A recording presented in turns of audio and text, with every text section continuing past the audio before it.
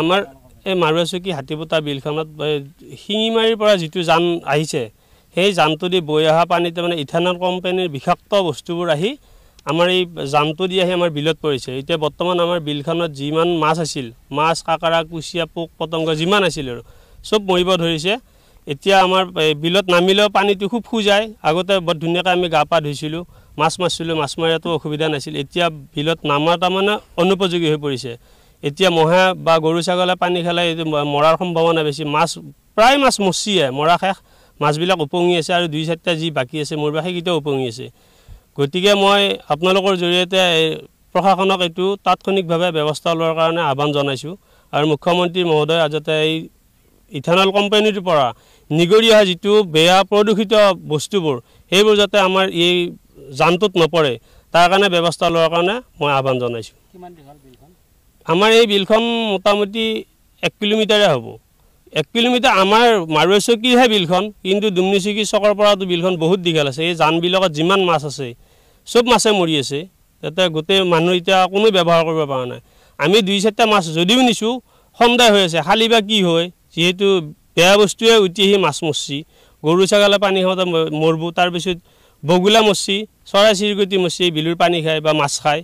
গতিকে আমাৰো এটা চিন্তিত হৈ আছোঁ আমি কি বা হয় মাছ খালে। গতিকে সন্দেহ কৰি মাছ কেইটামান লৈছোঁ বাৰু, কি হয় পিছত দেখা যাব। খোৱাৰ পিছত চৰকাৰক মই এইটোৱে আহ্বান জনাম যাতে যিকোনো প্ৰকাৰে ইথানলৰ পৰা বাগৰি অহা গেদুৱা যিটো বেয়া বস্তু বিষাক্ত বস্তুবোৰ যাতে আমাৰ ৰাইজৰ কৃষিস্থলীত নপৰে তাৰ কাৰণে এটা সুব্যৱস্থা কৰিব লাগে, নহ'লে কোম্পানীটোৱে বন্ধ কৰি দিব লাগে। হয়, আমাৰ মানে আগতে এতিয়া আমি আহোঁ ধৰ গৰু ছাগলী আমি এনে চাৰিবলৈ কেনে আহোঁ, ইয়াত খেতি বাতি কৰোঁ ধুনীয়াকৈ। কাৰণ এতিয়া পানীবোৰ ইয়াত ইমান মানে অসুবিধা হৈছে, ইমান ক'লা হৈ গৈছে, ইমান দুৰ্গন্ধ। তাৰ কাৰণে আমি ধৰ পানীৰ ওচৰতে আহিব নোৱাৰোঁ, আমি আপডাউন কৰিব নোৱাৰা হৈছোঁ। আৰু গৰু ছাগলী এইবিলাকে ধৰ পানী খোৱা নাই, প্লাছ মাছ যিমান ধৰ বিলত মাছ আছে এইবিলাক চব মৰি গৈছে। ইয়াত মানে মাছ এই পুঠি, খলিহনা, ৰৌ, বৰালি, ভকুৱা যিবিলাক নানান ধৰণৰ মাছ আছে সকলোবিলাক মানে মৰি গৈছে। যিবিলাক ধৰ মৰা নাই সেইবিলাক উপঙি আছে, ওপৰত ভাঁহি আছে। সেইবিলাক এতিয়া আমি যিহেতু ধৰিছোঁ, যিহেতু এতিয়া মানে আমাৰ খাবলৈকেও আমাৰ ভয় লাগি আছে, খালে যেন কি হয় আমাৰ। এতিয়া সেইবাবে আমি চিন্তিত হৈ পৰিছোঁ। তাৰ কাৰণে ধৰ আমি চৰকাৰক আহ্বান জনাওঁ যে আমাৰ এই সিদ্ধান্ত এটা ল'ব লাগে, যিটো আমাৰ ইথানল প্ৰজেক্ট আছে সেই প্ৰজেক্টটোৰ কিবা এটা ব্যৱস্থা ল'ব লাগে।